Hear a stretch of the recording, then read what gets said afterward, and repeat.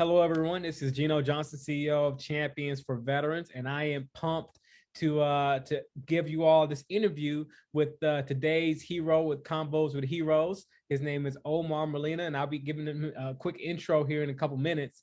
But of course, before I do that, I want to go ahead and say hey to my dad. Hey, Daddy. Hey, son, I'm excited. We got another great American hero here, Omar Molina. And we can't wait to hear his story. And I'm excited to hear his story. Yes, sir. Man, same here. Same here. I know you got a great story to tell, Omar. We're looking forward to hearing it. But of course, before I pass it over to Omar, I want to give our audience just a quick summary of who Omar is before he gives us a deep dive into who Omar Molina is. So, yeah, Omar is a servant leader, dad, and a family-oriented man of faith. He's an advocate for higher education in disadvantaged groups such as veterans, disabled veterans, and their families. He believes that we all have a purpose and a voice that can have a ripple effect in our community. Most importantly, he believes that we have to serve a higher purpose than that of our own. A make it happen mentality, he has founded and operated two nonprofits, one of them for veterans just like him. He served the federal government for 12 years in numerous positions leading up to Washington, D.C., and he has initiated three for-profit companies serving the community while providing jobs for those less fortunate. He is invested in our future by teaching college level courses at two universities and volunteering at a mother, as a mother. Nonetheless, a lifetime learner himself, reaching for his doctoral degree right now. His naval career was cut short due to an injury causing a medical retirement just shy of his 10-year mark, but that was only the beginning of his story. He's a flawed He's flawed, troubled at times, and traumatized. However, he overcame his demons by staying connected to positive support systems, his resiliency, and can-do attitude. Above all, the U.S. Navy, along with values his family instilled as a child, prepared him for the world and the corporate sector. Omar, sir, so happy to have you on with us. You got to explain that mother part. I don't know about that part. But you got to tell us about that part. But thank you for being on with us. How you doing, sir? Doing good, doing good. Thanks, gentlemen, for having me here. To all the veterans out there and non-veterans that are out there, hopefully this would be empowering to everyone. The only way we can find out about one's self and our journey is by sharing that with others. And thank you guys for setting up this great platform for us to get our word out and to voice for others and may give them the opportunity to hear, what some of us have gone through, how we recovered. And, we all have a story. We all have a purpose. We all have mistakes. We all have flaws, and sometimes, throughout the military, in military inspections and whatnot, everyone was so down on us. Like, well, you did this and this and this and this and this wrong, right? But very little times did we get that positive encouragement or positive motivation. So we were, as military guys, we're kind of trained to be critical of items and things and processes and how are we going to progress, right? And so that has definitely instilled in me throughout. It served me well throughout my government career as an investigator with three different agencies. Nonetheless, it also was somewhat destructive. So it doesn't matter how we get into the tough situations, how we get put into a pickle, or we get put up against the wall, it's how we get out of it, right? That resilience, that's what tells our story. That is the success of us veterans, right? We, most of us encounter, you use the word heroes, and, by all means, I don't see myself as a hero, man. I see myself as someone humble who just volunteered to serve. I went there to represent my family. I was the second person in my family to be born here in the US. They all migrated from Mexico. We migrated into the El Paso, Texas area, a very small town just on the west side of El Paso called Sunland Park, New Mexico. And so, very small-minded community, a sense of not knowing what the future holds. For my family, it was like, hey, hurry up and graduate high school so that you can get a good job. And that was it. So in essence, they were setting limitations in our thinking and in our goals and accomplishing things and being progressive and being motivated, right? And I was like, well, wait a minute, well, how come they didn't tell us, like, hey, go hurry up and finish high school so you can become a business owner, so you can get a college education, so you can, become a doctor, something bigger and better than just having a good job. For us, a good job was, possibly working in the food industry or maybe even working construction. but nonetheless, it was almost limited. So when I volunteered, man, I was there to represent my family, all the way throughout. And although they might not see it that way, little do they know that throughout the whole 10 years of my career, it was them who kept me motivated. It was them who kept me going. It was them who kept me on check. And I remember through my deployments, man, I used to carry this picture, and I put it up in the frame, and it's a picture basically of my parents Right. and my Wow. close family. And Yeah. it served, while I was on the ship or we were deployed in the sandbox. Um, it served as a motivator that, hey, I'm here to serve and not just my country, but more than anything, it's my family, it's my family name, it's my family roots. I have to perform. And it goes back to the hard work ethics and all those values, sense of integrity, sense of self-worth and whatnot that my family instilled in me as a kid, right? And so that was like almost like the perfect storm to build this monster, if you may, of someone who was just hungry to progress, hungry to succeed, hungry to just go out and go out after the world. No matter how many countries we were in, all the cultures that we saw and whatnot, I always went back and I always appreciated even the minor things, like just having a bathroom underneath the same roof. It was like, shoot, my parents provided that for me.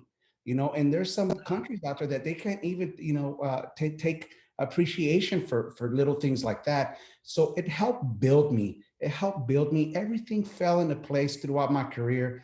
I was in the aviation community for the majority of my military career. And most of the time I was attached to reconnaissance squadrons or expeditionary squadrons. So we were sent out to remote areas. We were sent out on a short recall to be launched out.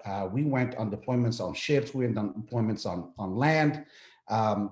And all of those experiences definitely molded me throughout. So I love the indoctrination that the military gives to us. They basically break us down, strip us down of everything and anything we know, right? And they didn't build us up in a military way. And that indoctrination builds that brotherhood, right? And those long-lasting relationships, like we were talking about earlier, 20, 30-year long relationships. I can stop talking to one of my guys for 10 years. I give him a call and it's like I just spoke to him yesterday. Right. That's the Wow. bond. That is the bond that definitely builds up. As you mentioned, my career was cut short. I was definitely looking to retire out of the military. Now I've been longer outside of the military than I was actually in. I was just 10 years shy of being active duty.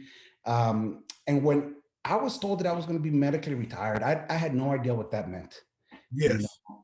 I wish the military would have taken enough time, like they did, to indoctrinate me, to out-process me. You see, or out-process all those other veterans, because I know I wasn't the only one. I know that's why I started up the nonprofits for us veterans, right?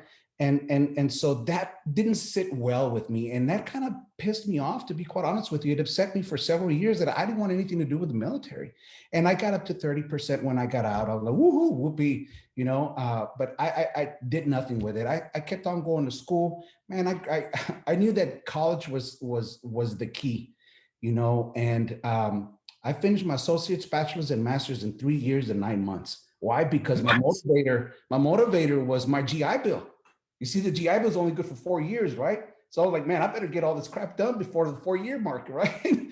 And so I was like, I was going, full speed ahead. I was working part time as a federal employee. I was a GS5 part-time student intern. That's how I got my foot in the door, right? And at the same time, part of that time, I was a single dad. And then I also helped care for my mom that was terminally ill during some of that time. So I had multiple hats throughout, and you call multitasking. It was like, hey, can you multitask? It's like, man, you have no idea. Let me tell you about multitasking, right? And so that didn't sit well with me, that transition. So I knew I had to go after it. Shortly after I finished my master's, I got asked to start a new organization out of Washington, D.C. for the Federal Aviation Administration. And it just happened to fall in line with the same type of analytics and business intelligence and whatnot for operations in the aviation side that I was doing within the military, right? And so it happened just to fall into place. Like I said, everything fell into place. Always everything fell into place. And I found myself in Washington, D.C. before too long. And I was like, man, this is what it's about. I get out of my taxi and I go up to the 8th floor of headquarters out there. And out of the window where I'm doing my first presentation, I can see the Capitol. And I'm like, man, that was very impressive to me, that some kid from Sunland Park, a town that nobody knows, is out in the middle of the desert, out in the middle of nowhere, is sitting here, with some high-ranking delegates within our U.S. government, So that was Wow. the motivator that kept me going. Hold on, let me ask the question, brother, because you going like a machine gun. I gotta get something in here. At Yeah, least a question, Omar. Because well, first off, your show, man. So go ahead. first I'm loving it, baby. I mean, you're talking about first off, you're from a town that we talked about before we started recording, El Paso, Texas. And I love El Paso, Texas. Been out there a lot, the Army, Fort Blitz, First Sergeant School. Been out there many times visiting a friend of mine who passed away, and he's actually buried out there. Mike Jefferson, one of my mentors, and was there for his funeral service, and buried out there at Fort Blitz. So love the town. But I'm trying to let's pause for just a minute, man, because when you start talking about your dad and you were born over here, one of the first born in the United States, man, I got to know about the grind from basically you weren't an immigrant, but your parents were. What made you just want to be successful? Take me back to that mindset of because I've been to Mexico many times. I was in 7th Special Forces Group, Honduras, Bolivia, Panama. Spanish is my second language. Spent a lot of time in third world countries. Exactly. And I always tell people, most people in the United States don't understand poverty. We really don't. We really don't. When you go to a third world country and you see people living in tin and cardboard and the kind of hustle and grind in one of those countries, then you come here to America and it's like, wait a minute, dude, I want to get your take. I tell everybody I have everything Bill Gates has, right? Yeah. Cell phone, I got a cell phone. He got a car, I got a car. He can get on a plane, I can. Maybe not the top of the line stuff, but I got the same thing. In a third world country, you really don't have the same thing that the richest people do. So talk to me about that grind from your family to get to where you are, brother. Tell me about some of that. It's you use a good word. It's the grind. I didn't know any different. I didn't know that we came from poverty. I didn't know that my parents migrated, because that's not what they showed me. What they showed me was grind, hard work. You see, the house that I grew up in, I helped my grandpa build. I remember I wasn't even in first grade. I was like 6 or 7 years old, and I already had calluses on my hands, man, from digging trenches, from sitting bricks, from mixing concrete, all of that. My grandpa was one of those expert at everything, right? And so wow. That was what was instilled in me, and even through going through school and whatnot. Of course, I realized that I was a little bit different. I didn't speak, actually, English is my second language. So I wasn't introduced to English till 6th grade, and so needless to say, I didn't even know English when I joined the military. I thought I did. Well, I was like, man, I can't read. But that was that work, that grind. It was that hard work ethic, and I saw the hard work, the sacrifice that they did. My mom always maintained 2 jobs. She owned a couple of restaurants throughout her career. Sadly, we lost her to cancer, but I saw my grandpa, always doing something, always keeping himself occupied, either with work. He would go, rummage through trash cans and pick up tin cans so we can recycle them. He built a big old box out in the backyard, and we would fill them up with sand, the empty cans, and then we would smash them so they would weigh a lot more when we went to go sell them. Right, that's someone who hustles, right? And so I was introduced to that thinking out of the box mentality, and so I knew that there's never problems. Yeah, you might encounter and you might stumble here and there, but it's always about the solutions. What solutions do you have, right? And that's what I try to instill in my kids now. Is like, the word "I can't" does not exist in my house. Don't tell me I can't. Tell me, hey, Dad, I might need some help, or hey, Dad, I tried A, B, and C. What do you think? Come to me with solutions. Come to me with solutions for the problems you guys are encountering. Why? Because that was the same mindset that was instilled with me. They didn't quite tell it to me that way, but I was shown that my entire life growing up as a kid. You see, Wow. so I Wow. applied those same principles when I graduated high school and joined the military. It's like So I'm bringing it. so you join the military. This is fascinating to me, man, because so many people have excuses and they can't do this and can't do that and this and do. From that background to join the military, now you get in the military, and I know your family just from talking to you, your dad and mom and grandfather, great mentors. Tell me about some people that you met in the military that said, you know what, they saw something in you, and maybe you didn't even know you had it, but these people said, "Oh my, hold on, brother. I see where you're going. Let me show you some steps on how to get there." Talk about some of the mentors, if you don't mind. I was always fortunate, man, that I was always brought up under someone's wing. Someone always saw the value that I had to offer, and they brought me under their wing. I was always with hanging out, not hanging out because we weren't friends, right? But I was always being influenced by the higher ranking, either enlisted or the officers. Okay. And so I don't know what it is they saw in me, but they always brought me in under their wing. And so that little influence kept me wanting to keep on striving for more. My standards weren't mediocre. My standards weren't like the rest of the same people in my ranks, within my ranks, my peers. I'm here to represent, I'm here to make something of myself. And so the first person who come to mind is Senior Chief Hardy. This guy was definitely the first command, definitely an older sailor. He even had the raspy voice, and man, Senior Chief Hardy, he had all his what we would call memes now, and all these little sayings and whatnot, right? Like his big, like you mentioned in the introduction, make it happen. It's like that was his saying. It's like, hey, make it happen. Go out there, make it happen. Whatever it takes, make it happen. Don't hurt anybody. Don't break any laws, and don't break any of your equipment, right? And that was the mentality that was instilled. So definitely his sayings had stuck throughout all those years, right? Um, Man, there's so many people out there higher enlisted. One of them was my commanding officer. When I found out that my mom was terminally ill, I was actually on deployment, and I had just gotten, I never walked the straight line, man. I had just gotten into trouble. I went to captain's mast. I lost a stripe over one of those port calls. Just goes to show the maturity, right, as we go around our career.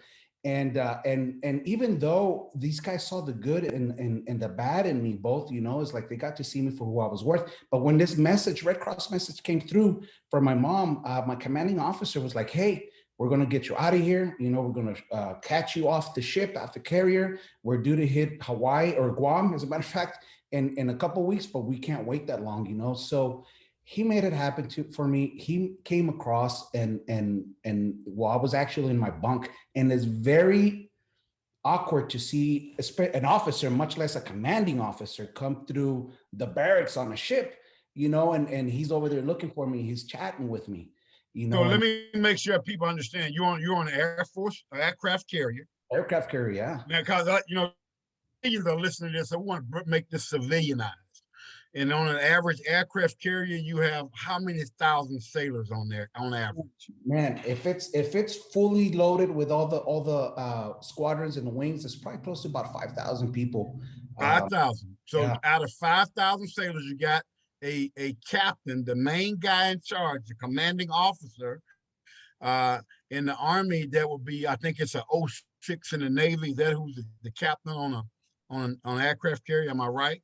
so this right, this was an admiral. This was a two-star admiral that came. Oh my God. So Yeah, you got a two-star admiral coming all the way down to get you. right. See, And people gotta understand. I want to stop for a minute because you're going pretty fast. But this is incredible because this is the main leader of that aircraft carrier coming to find Sailor Molina. Come on, talk about it. right. So it was just very inspirational just to see him. But first of all, I'm like, am I dreaming? I'm like, what is he doing down here? Type thing, Like I said, it was uncommon to see any officer in the berthing, much less someone with those stars on his collar, right? But it goes to show you Terry, that we're all people, we're all men. We put on our pants the same way every morning, regardless of what collar or what device we have on our collar, right? We have that human connection. We have that ability to feel that compassion, and I remember having a conversation with him. I was like, look, I'm struggling. I'm struggling. I want to get off the ship. And I remember almost being borderline disrespected. Like, look, in 2 weeks, with or without your permission, once we hit that port, I'm flying home. And he just sits there and looks at me like, what are you talking about? So he's like, I don't know what happened behind the scenes. I'm pretty sure he went back. He's like, hey, where are we at on sending this guy home? So he made sure that he listened to me. He listened to my despair, and it's those little things that matter, man. You know what I mean? For someone that high up ranking, that has the responsibility of all those thousands of people, for him to make this happen for me and listen to me, it's like it made an influence. It made a difference in my life. And I told him, like, look, I'm willing to come back after it's all said and done, after I take care of my mom. Like, I only have one mom. You can take all my stripes away. You can take my paycheck away. You can put me in the brig. That's all right. I'll come back and I'll deal with it afterwards. But I gotta go take care of my mom. Man, so think about this. This is a phenomenal story. And again, I want to civilianize this for every civilian watching. So it's an aircraft carrier in the middle of the ocean. They're not close to getting to port. Their next port is in Guam, but they're not there yet. He gets word his mom is sick with cancer. Now, talk about what they actually did to get you off of it, because you had to get on a plane and fly off the ship. Talk about how you made that happen, because I understand it, but I want to break this down for people that don't understand it. Right. Well, you know what? I didn't make it happen. All I did was just voice my opinion. Well, the commander. Right. He made it happen. Man, he came in. He's like, hey, he's like, pack your stuff. He's like, you're being catted off the ship. And I was like in disbelief. It was like, you're sending me off the aircraft carrier? It's like, yeah. So there's airplanes that carry cargo, that carry personnel off the aircraft carrier here and there. And of course, the land to bring us replenishment, to bring in our mail and stuff like that, right? So I was put in one of those airplanes and I was catted off. Man, it was an experience, let me tell you. Now explain. I understand again. Explain what catted off means so civilians will get it. They will probably watch the movies, but explain it. Right. So they basically take a rubber band, pull it all the way back, and you have now you have potential energy, and you hook an aircraft to it, right? And then they let go of that hook, boom, that releases that aircraft and it launches it off. It catapults it off the flight deck of an aircraft carrier. Now you got to think the aircraft carrier is big, but when you look at all the aircrafts and all the moving parts on that small amount of space, it's like it looks like everything's right piled up against you, right? And I remember being kind of looking out the window. It's like, oh man, it's like that aircraft looks really, really close to us. And sometimes you have aircraft that take off almost back to back, side by side, and they're taking off in less than 100 yards or so. Wow. Yeah. So it's catapult. You literally catapulted into the air. Wow. Right. So it was definitely an experience. Man, it took me a week to get back stateside. Okay. I flew into Guam. From Guam, I went to Japan. I didn't even know Japan. Japan, I think I flew to Hawaii. Hawaii, I flew across the pond back to California. San Francisco, then they flew me down to LAX. And then there wasn't any flights. I'm using the USO. I'm using all the resources that are there for us, right? And on one of those legs, I was like, called one of my buddies, and I was like, the one actually I went up to his retirement ceremony. I was like, Frank, I'm here in LA, man. Come get me. He was in China Lake, not that far away. And he was actually able to get me back to my base so that I can get my car. I was stationed out of Lemoore, California at the time. And so I kind of scrapped what the military had for me as far as flights and all that, right? And I got into my own car, and then I ended up driving all the way straight from Lemoore, California to El Paso to, of course, be with my mom. But that was definitely an inspirational moment, because these guys moved. I see them as moving heaven and earth for me, even though the communication was broken at the very beginning and something wasn't right. All you have to do is really just voice voice your concerns, but you got to have the right target audience, because when you're out there and you're just complaining, you're making everybody else miserable, and you're already on deployment, you're already tired of each other. It's like people don't want to hear that. It's like, man, it's like, yeah, your situation sucks, man, at least you get to go home.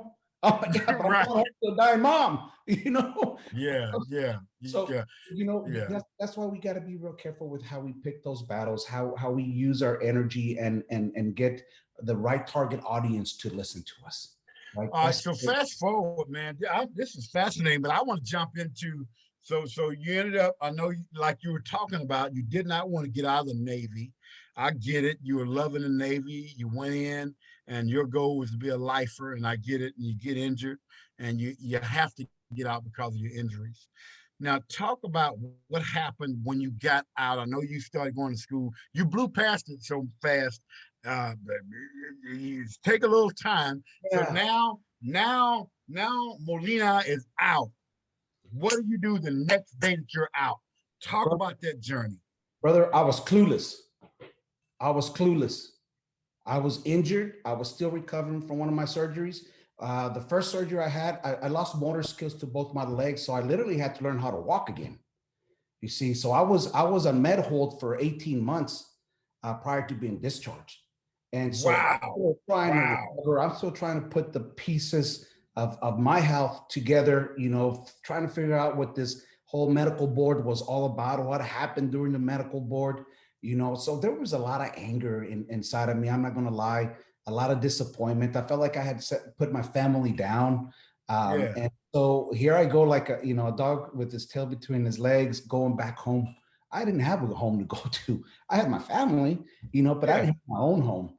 I didn't have obviously a college education. I didn't have any money saved up. We were enlisted. Shoot, we barely have enough, and the little that we do have is like no one showed us how to manage our money, how to handle it. We go out there and we blow it on stupid stuff.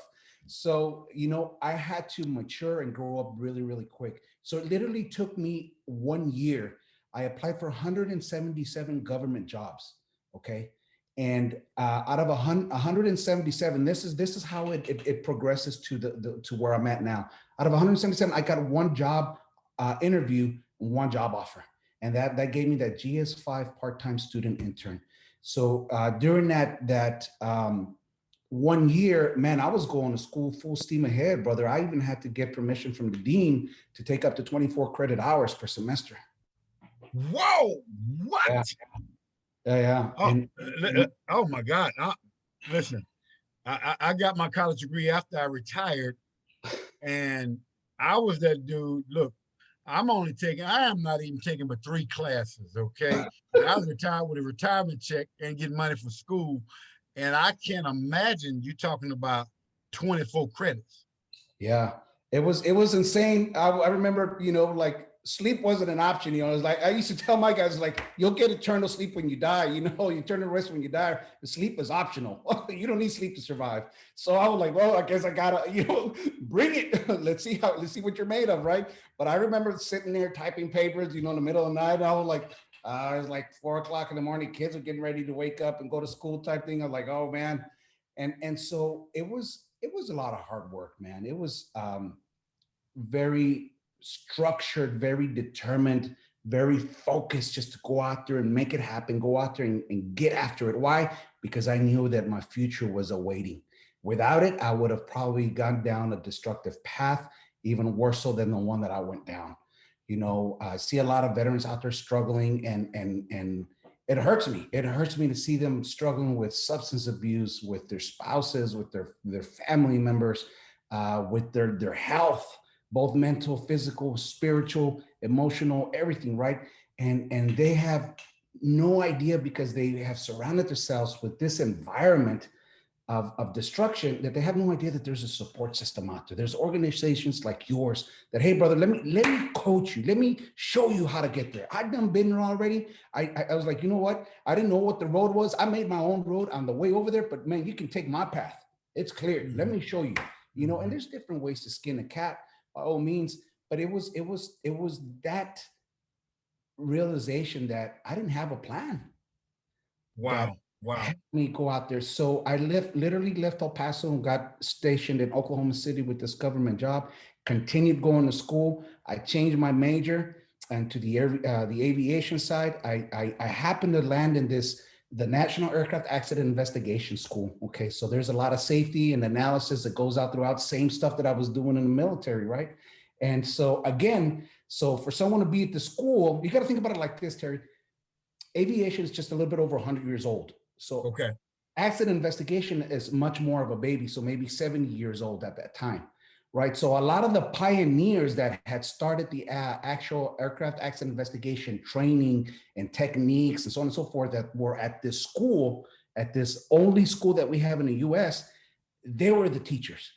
They were Wow. the influencers. They were my inspiration. They were the ones. So I found myself in the same environment that I was in the military. It was like with high ranking individuals, and they saw what I had to offer.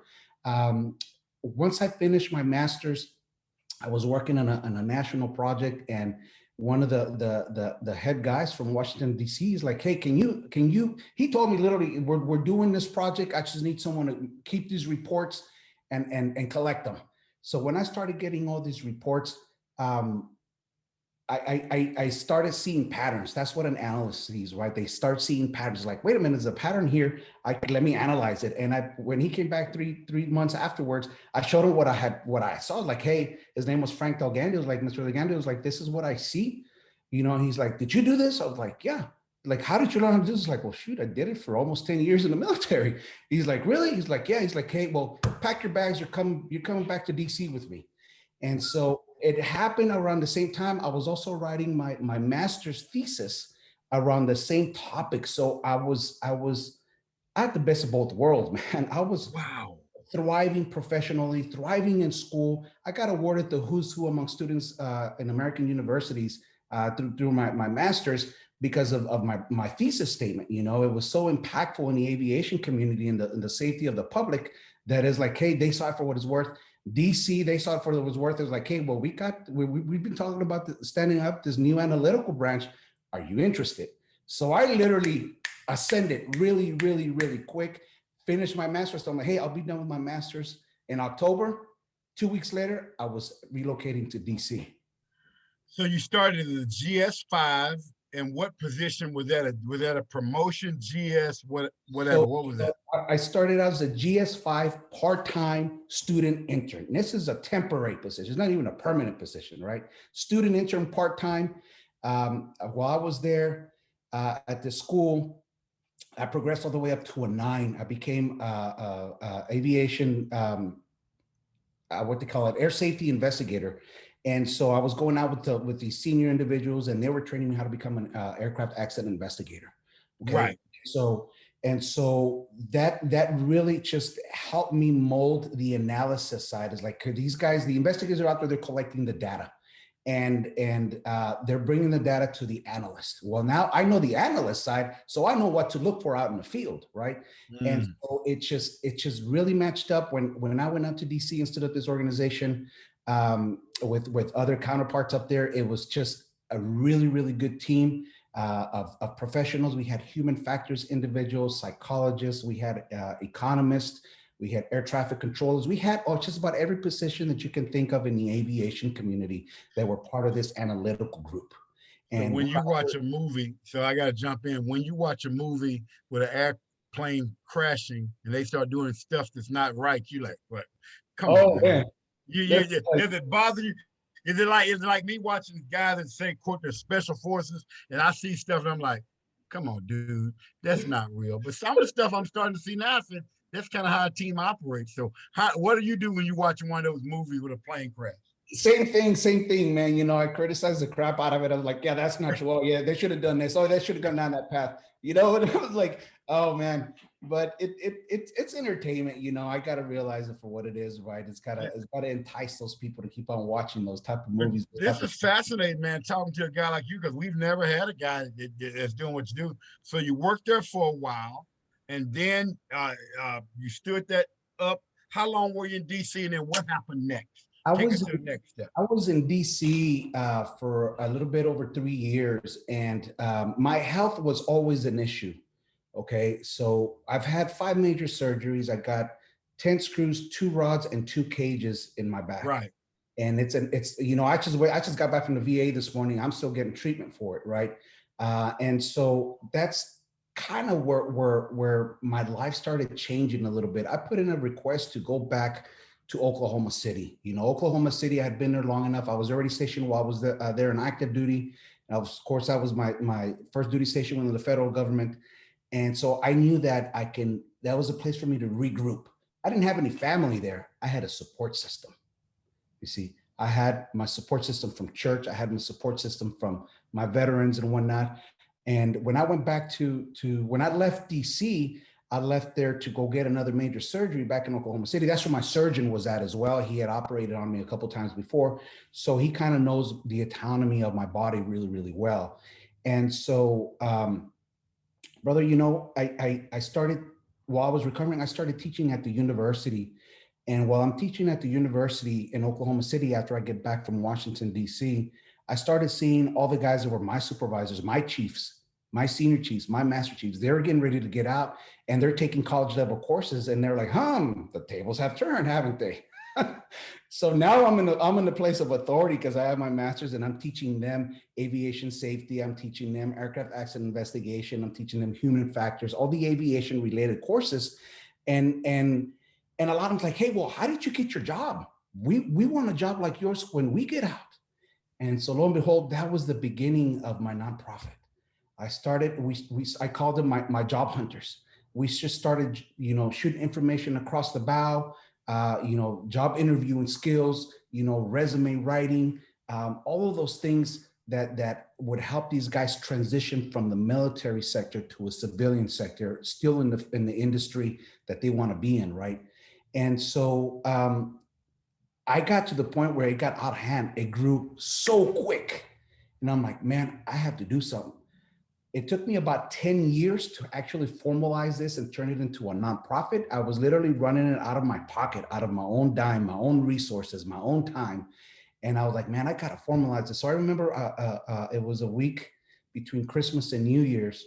And I'm like, Lord, you know, I was exhausted. I was feeling it. You know, I'm like, I can't do this anymore. I'm like, Lord, show me a sign here, man. Throw me a freaking bone here. That's always my prayer, man. Throw me a freaking bone here. Let me know that I'm going in the right path. Give me a little sign. Give me a little nudge. Let me know that, you know, this is not going to be in vain, you know. And it was that week between Christmas and New Year's that is like, he gave me the epiphany of Moses. And I'm thinking, well, shoot, maybe I should go back to school. By this time, I already had 2 masters. You know, maybe I should go back to school and you know, get a different master's. And I started going out for my 3rd master's in psychology, and I was going to transfer out from that and go into the doctoral degree. I'm on my 3rd attempt for my doctoral degree, man. That's because it's just so hard, right? But it was like, man, it's like I gave Moses a stick. I gave him a stick. And how many certifications do you have? You used to talking about going back to school. How many more certifications do you want? I'm like, go out there and make it happen. And during that week, that epiphany was the motivator. I wrote my business plan, strategic plan, and marketing plan. And then I presented it to all the people. I mainly try to get guys that were non-veterans, people that were non-veterans, but still plugged into nonprofit organizations to be my board members. I'm like, I want you guys to help hold me accountable, right? For what I'm getting ready to do. These are my limitations. I put my nonprofit as like, my overhead will never be over 8%. I'll never take a dime for compensation. It's all going to be volunteer based, right? And it took off. It took off. Before too long, I was holding workshops and seminars at the local junior colleges, at the local universities. I was working with the Community Action Committee there in Oklahoma City, and I was bringing in now a little bit more organized disbursement of information, of resources. And I was teaming up with other HR people, other business owners as well. And so it took off, man. From there, I started my first for-profit company. It was a cleaning company. And basically what I did is I built a pool of nothing but veterans. Why? Because some of these veterans were already going to school during the day, right? But they still needed some income to help subsidize their retirement and their GI Bill pay and so on and so forth. And so if I would get a contract, we would mainly go in there at night, get it done, and go out. while I was running these two shows, I'm still teaching part-time. I'm still working for the federal government. And I started seeing a pattern with a lot of these guys that I was helping out. And it was that path of destruction. I'm like, brother, it's pointless for me to help you get a job that pays you six figures if your personal life is to crap, if you're still out there and your marriage is not where it's supposed to be, if your relationship with your kids needs improvement, if you need additional growth, coaching and mentoring, and so that's when I turned the Absolute Life Transition Assistance into something bigger than just job hunting. I started looking at a veteran holistically so that they can essentially progress from the areas of need that they had previously that they hadn't identified before.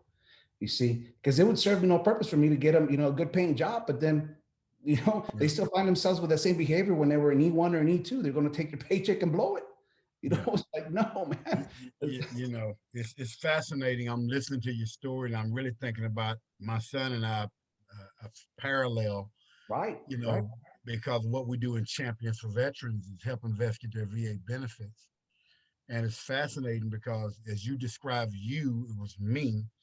Um, you know, I started volunteering, helping guys get their VA benefits in 2017 and running myself, man, teaching everybody line by line how to do it, how to write the statements, how to do what it is.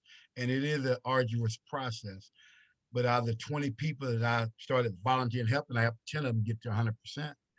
And, my son saw what I was doing in 2020, was like, Dad, what are you doing? And by that time, I'm like you, man, I'm smoked.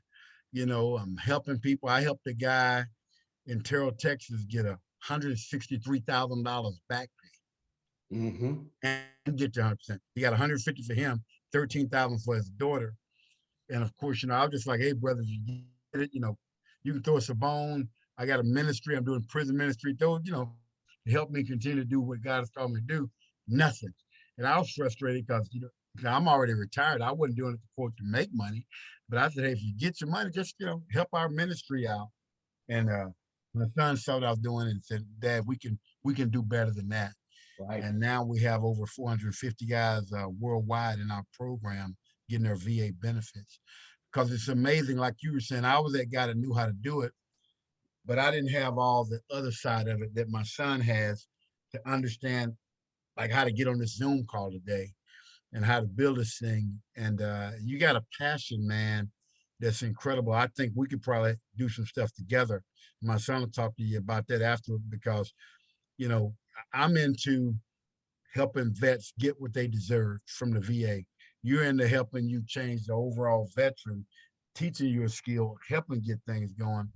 So what do you see? What's next for you, man? Let's kind of start wrapping this thing because Absolutely. I'm what's next? What's next for Brother Molina? Talk to me So about this. where I'm at now is I kind of gathered, I did an inventory of all my skills, gifts, and talents, all the traits. I basically looked at my master resume, if you may, and Mm, inventoried everything. I'm like, you know what? I can be doing this. The things that I'm doing for the federal government, the things that I'm doing for the nonprofits, the things that I've done for everyone else, I can be doing for myself. And so that motivated me yeah. last year in the middle of COVID to start basically my consulting company. And it's a four-legged operation. We do business consulting, which a lot of the IT starting up businesses, for-profit, nonprofits. And then I have my risk management side, which is all my regulatory side, all my safety side. Then, of course, I got my training side, training and curriculum development. And then I do what is really my passion is this coaching and mentoring, executive coaching and mentoring and leadership development, right? And I go in basically to companies, for-profits, nonprofits, and help out the executive leadership team to be able to set those goals, set those metrics, those desires of where they want their operations to be and progress so that they can continue fulfilling their mission. Like I told you, or like your son mentioned in the intro, I think we all serve a higher purpose than that of our own. We all have a ripple effect. It has to start somewhere, and it has to start with us. That change has to start with us, right? Mhm. We can't do it alone. there's iron sharpens iron. I can throw all the scriptures at you, and they all make sense. They all apply, and it was built that way because it's the only way that it works. You know, not everyone that gets out of the military struggles. Not everyone has a bad transition, but there's quite a few of us that do, and quite a few of us that need that help, whether they want to admit it or not, right? Yeah. And so whether they want to hear us or not, we can still be that influence. We can still come along as like, before too long, it's like, man, it's like, I want what you have. I want your glow. I want your strive. I want your motivation. How did you do it? I'm like, brother, well, let me tell you. Well, give us your website, brother. If I'm one of those people that's struggling, and you just rattle off a lot of stuff that I believe everybody needs anyway, no matter what it's the leadership, the motivation, things of that nature. If somebody's watching this podcast, how can I say, you know what? I need to plug into this guy because he's got some juice I need. How do I plug into to Brother Molina? Absolutely, absolutely. So our website, our company is called Innovative Shift Consulting, and this started out of a book that I started writing about 10 years ago. It's called Shift Happens. Shift happens. There has to be a shift in order for us to see change. We have to be challenged in order for us to grow, right? So Innovative Shift Consulting came out of that insight, and the website is called the Shift .consulting. No .com, no nothing. My domain is .consulting. Spell it out for somebody like me, like spell it line by line so I get it. The Shift is THESHIFT. Don't omit the F, because then you'll have something else. The Shift .consulting .con. No, spell it, brother. Spell it. Come on. CONSULTING consulting. So it's the Shift .consulting. .com. No, there's no .com at the end. The domain is .consulting. So right. So I had to be a little bit creative. Why? Because somebody else beat me to the shift. Somebody else beat me to that domain name. But nonetheless, I had to get a little bit creative. And right now, I'm really looking at putting bids together so I can start bringing grants in to do some community outreach, to be able to have those secure funds come in instead of just donations or campaigns that bring money in, right? Even though we're a for-profit, I still manage it. That part of the program, the community outreach, I still manage it very much like my nonprofit, right? Very low overhead, volunteer basis, and so on and so forth. Why? Because it's the veterans, is those people in need that need the resources, not me, right? I'm already taken care of, you know? And so needless to say, I'm looking at all these contracting opportunities and bids that are out there, grants, so that we can get and start putting our people, plugging our people in. I'm married to an amazing person. She's a psychologist by trade, by study, should I say, and social worker by trade. So she's already, doing it. I've been doing it. Obviously, I stood up the structure for our nonprofit. So I'm following a lot of the same footprint that I left before for it. And that's where I'm at. That is where my goals are going to take me, is reaching out for that particular part of our company, that program, to be able to still keep on reaching out to those in need and not discriminate. I say those in need, man, there's a lot more people than us veterans that need. And we share a lot of the same symptomology, a lot of the same struggles, a lot of the same ignorance. Let's call it what it is, right? And a lot of that same pride, like, I'm like, oh man, like, okay, yeah, I come across a lot of the men, mainly men, and I'm like, you know what, you're not broken enough for me. Go back and keep on making some more mistakes. Whenever you're tired, then come back and talk to me. Then we can sit down and chat. Yeah. Well, you know what I always like to say, I'm getting ready to kick it to my son, but I wanted to say this. As I've been working with veterans for years, and I always tell them this, Omar, I said, we lie. Veterans lie. Let me tell you what we do. Veterans don't lie. Sure, we do. If I say, I'm great, I'm fine, I don't have any problems, I'm good, no problem. And that's why we don't get help, because we go to the VA and we lie, and we lie in our relationships, and we lie. And what I tell veterans, if you would tell the truth, you get more help. Correct. In other words, I'm jacked up. I'm feeling bad today. I really need to talk to somebody. If we would say something like that, we get help instead of lying. And lying is why it took me 17 years to go from 10 to get to 100% that I felt I deserve. Because when I went to a doctor, he said, Mr. Johnson, how you doing? I'm great, doc. Right. Instead of saying, you know what, doc, my back is hurting. I'm jacked up. I got sciatic nerve pain. No, I had to be the airborne ranger Green Beret all the time, which means I could not see I was hurting. Right. And Absolutely. and that's what took me so long. I want to kick it to my son and let him get a couple final questions. Man, I'm enjoying this. This is wonderful. Go ahead, Absolutely. son.